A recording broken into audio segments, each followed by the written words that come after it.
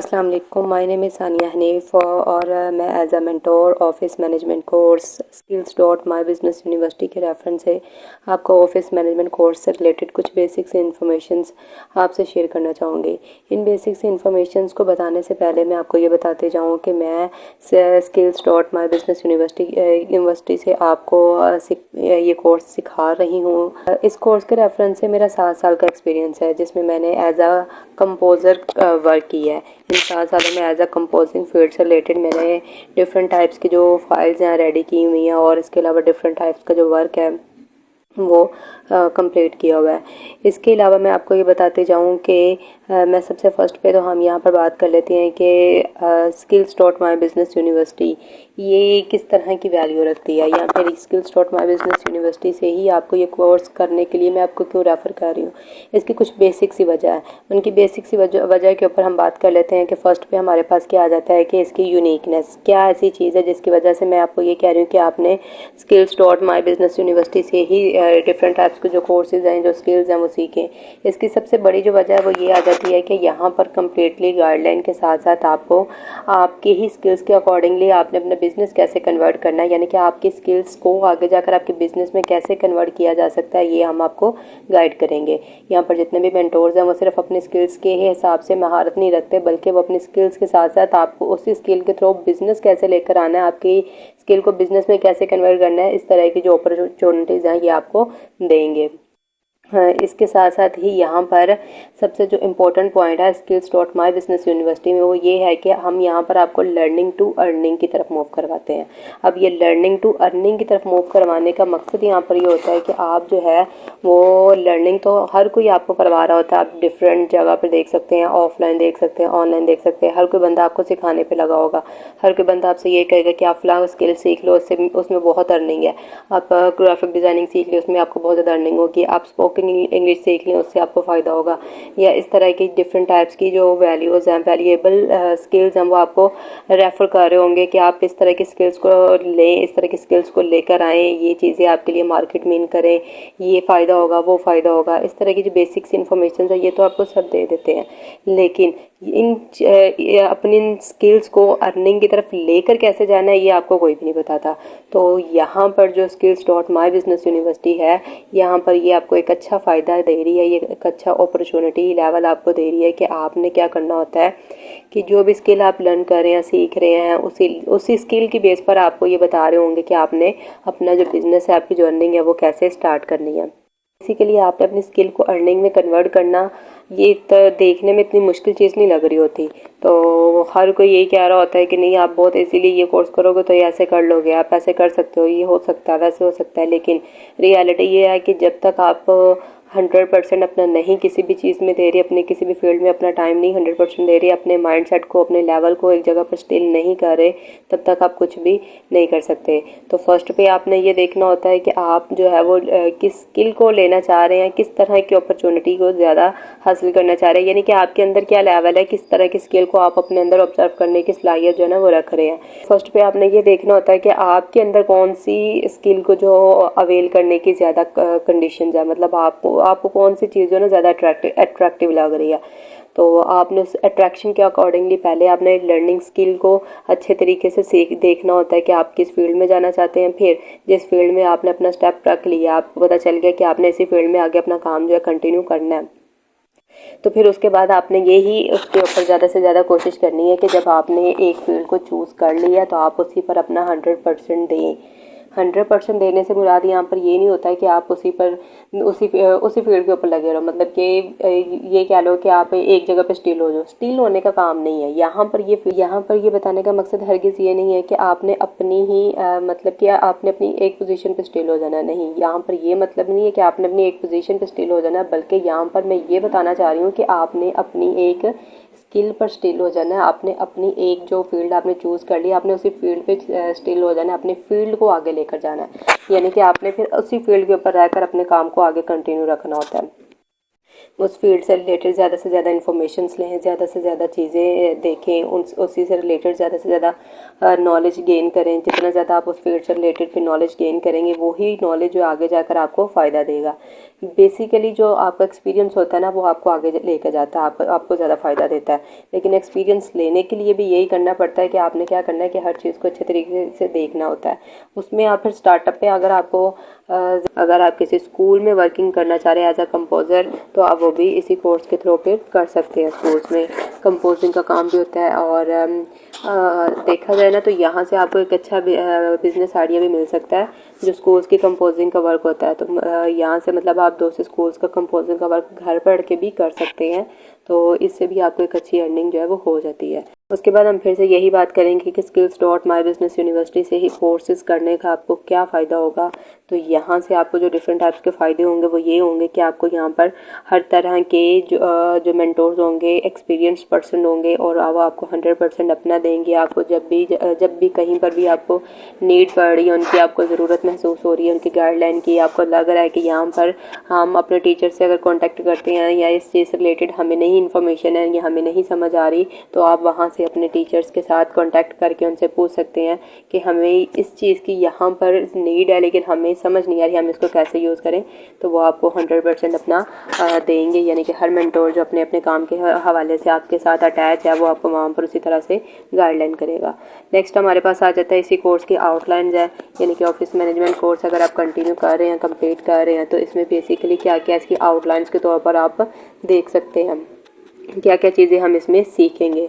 तो first of all जो इसकी आउटलाइंस है उसमें हम ये देखेंगे इंट्रोडक्शन MS ऑफिस का, और माइक्रोसॉफ्ट ऑफिस जो है इसका इंट्रोडक्शन देखेंगे कि माइक्रोसॉफ्ट ऑफिस में हम क्या क्या चीज़ें सीख सकते हैं, क्या क्या चीज़ें इसमें इम्पोर्टेंट होंगी। उसके बाद हम यहाँ पर ये देखेंगे कि हम माइक्रोसॉफ्ट ऑफिस को कहाँ यूज़ कर सकते हैं और किस प्लेस पे और किस फॉर्मेट के अकॉर्डिंगली इसको यूज़ कर सकते हैं। माइक्रोसॉफ्ट ऑफिस जो है इसको मोबाइल में कैसे यूज़ कर सकते हैं, क्योंकि अक्सर जो सॉफ्टवेयर है ना वो इस तरह के होते हैं कि आप उनको मोबाइल्स पे अच्छे तरीके से यूज़ नहीं कर सकते। आपको पता होगा कि जैसे कैनवा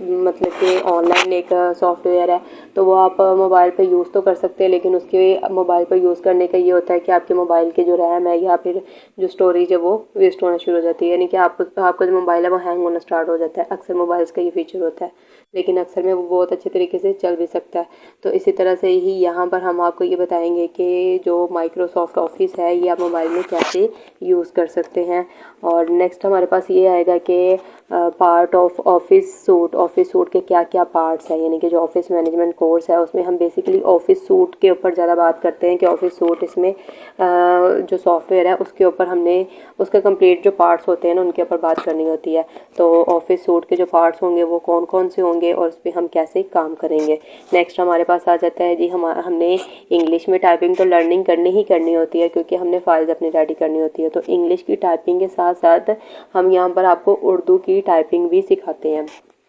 उर्दू की टाइपिंग सिखाने का बहुत ज़्यादा एडवांटेज ये होगा कि आपको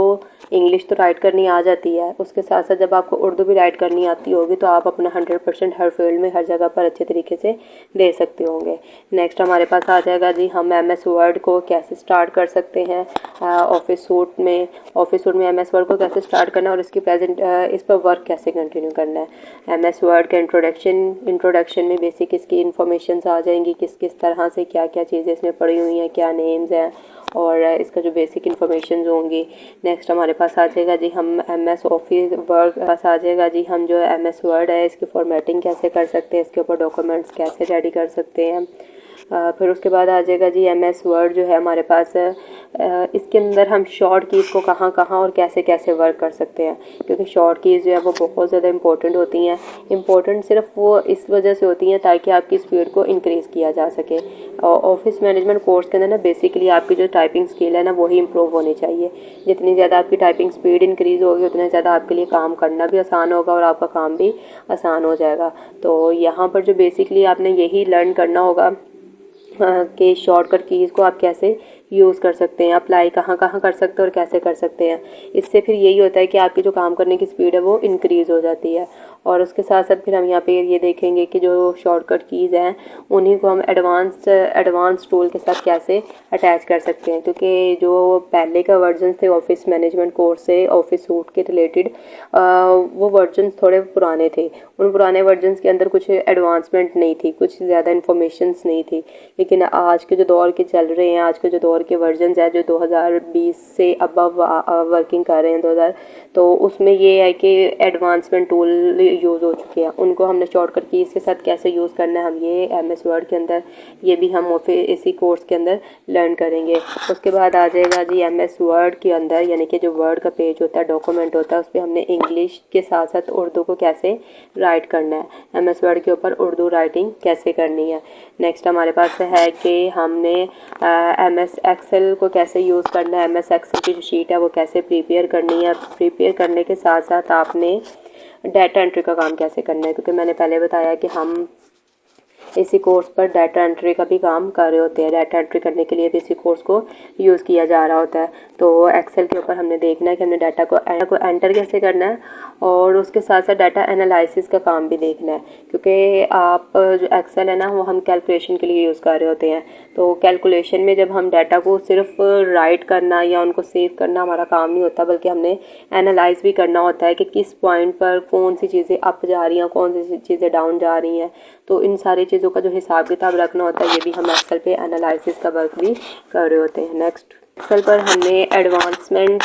देखनी है कि बेसिक फार्मूलाज को कैसे यूज़ करके हम अपनी किसी भी शीट को एडवांस लेवल पर बना सकते हैं। बेसिकली वर्क वही होता है जो आपको आता होता है, स्किल वही है जो आपको बेसिकली वर्क वही होता है जो आपको पहले से आता होता है, यानी कि कोई भी जो स्किल है ना वो वही होती है जो आपको आती है, जो आपने पहले लर्न की होती है। लेकिन आपने अपनी उसी स्किल को एडवांसमेंट में कैसे लेकर जाना होता है, ये चीज़ें हमें नहीं समझ आ रही होती। तो यहाँ पर हम यही देखेंगे कि कुछ बेसिक से फार्मूलाज होंगे, फार्मूलाज वही होंगे जो आम रूटीन के यूज़ हम कर रहे होते हैं एक्सेल में। यहाँ पर ये कह लें कि जो हम 9-10 में अक्सर पढ़ रहे होते हैं कैलकुलेशन के दौरान, प्लस माइनस, मल्टीप्लाई करना, डिवीजन करना, यही फार्मूलाज यही होते हैं। लेकिन एक्सेल के ऊपर इनको यूज़ करके हमने अपनी आम सी चीज़ को या आम सी शीट को कैसे एडवांस बनाना है, इस पर हम बात करेंगे। उसके बाद यहाँ पर ये आ जाता है जी MS पावर पॉइंट क्या है और पावर पॉइंट पर हमने किस तरह से वर्क करना है। MS पावर पॉइंट की जो स्लाइड्स हैं उनको कैसे यूज़ करना है, स्लाइड्स को यूज़ करके हमने एक प्रेजेंटेशन कैसे क्रिएट करनी है। जैसे आपको यहाँ पर ये नज़र आ रहा होगा, जो मैंने आपके सामने एक लेक्चर मूव हो रहा है जहाँ पर डिफरेंट टाइप्स की आपको स्लाइड्स शो हो रही हैं और हर एक चीज़ के बाद एक नई चीज़ का आना, ये सारी चीज़ें प्रेजेंटेशन के अकॉर्डिंगली हो रही हैं। तो ये भी जैसे मैंने अभी आपको बताया पावर पॉइंट पर ही मैंने ये सारी चीज़ें जो है रेडी की हुई हैं। तो आपने कैसे पावर पॉइंट पर इस तरह की स्लाइड्स को यूज़ करना है, रेडी करना है, ये भी इंशाल्लाह हम देखेंगे और बहुत अच्छे तरीके से, बल्कि मुझसे भी ज़्यादा अच्छे तरीके से आप इस तरह से अपनी जो प्रेजेंटेशन है वो रेडी कर सकते हैं। तो आपने इनको प्रोफेशनल लेवल पर अपनी प्रेजेंटेशन को कैसे रेडी करना है, ये भी हम देखेंगे पावर पॉइंट पर। उसके बाद आ जाएगा जी हमने फाइल्स रेडी कर ली अपनी डिफरेंट टाइप्स की शीट्स पे या डॉक्यूमेंट पे, यानी कि वर्ड पे, एक्सेल पे, पावर पॉइंट पे हमने अपनी फ़ाइल्स को रेडी कर लिया। अब हमने उन्हीं फाइल्स को PDF में कैसे कन्वर्ट करना है, क्योंकि PDF जो है ना आज के दौर में काफ़ी ज़्यादा यूजेबल और बहुत ज़्यादा पावरफुल चीज़ हो चुकी है। तो PDF में ही आप ज़्यादातर अपनी फाइल्स जो है ना वो शेयरिंग करते हैं, और इसके अलावा वैसे भी आपको PDF बनाने की अक्सर ज़रूरत पड़ जाती है। तो हमने यहाँ पर ये देखना है कि हमने किसी भी सॉफ्टवेयर की फ़ाइल को PDF में कैसे कन्वर्ट करना है, या किसी PDF की फ़ाइल को अपने जो सॉफ्टवेयर हम यूज़ कर रहे हैं, जैसे हम वर्ड यूज़ कर रहे हैं या एक्सेल यूज़ कर रहे हैं या पावर पॉइंट यूज़ कर रहे हैं, तो हमने अपनी उसी PDF फाइल को दोबारा से अपने सॉफ्टवेयर में कैसे कन्वर्ट करना है। तो इन सारी चीज़ों के बारे में भी हम देखेंगे कि हमने ओरिजिनल फाइल को PDF में कैसे कन्वर्ट करना है और PDF फाइल को ओरिजिनल सॉफ्टवेयर की फाइल में कैसे कन्वर्ट करना है। लास्ट पे ये देखेंगे कि हमने जो PDF फाइल एक बार क्रिएट कर लिया है, फिर हमने उसमें एडिटिंग कैसे करनी है, क्योंकि जो आम रूटीन में ये होता है कि PDF फाइल में आप एडिट नहीं जल्दी कर सकते, ओरिजिनल फाइल में ही आपको दोबारा से जाकर एडिट करना पड़ता है। तो यहाँ पर हम ये देखेंगे कि हमें अगर PDF में ही एडिटिंग करनी पड़ रही है तो हम किस तरह से PDF फाइल में दोबारा से एडिट कर सकते हैं।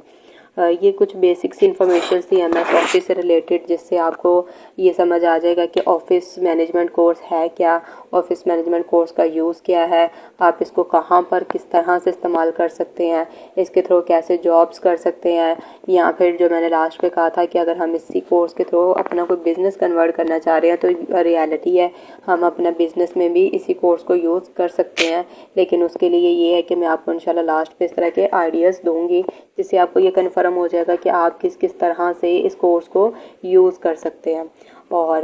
लास्ट पे मैंने ये बताया कि इस कोर्स में हमने क्या क्या चीज़ें कंप्लीट करनी है, क्या क्या चीज़ें होंगी जो इस कोर्स में हमने इंशाल्लाह कवर करनी है आप लोगों के साथ। और आप लोगों ने जैसे जैसे आप लोगों ने हम अच्छा सा रिव्यू हमें देना है, ताकि हमें पता चल जाए कि आप लोग किस हद तक इस कोर्स में मेरे साथ कंटिन्यू करना चाहते हैं, यानी कि कितने पर्सन है, या आप लोग किस तरह से इस कोर्स को आगे लेकर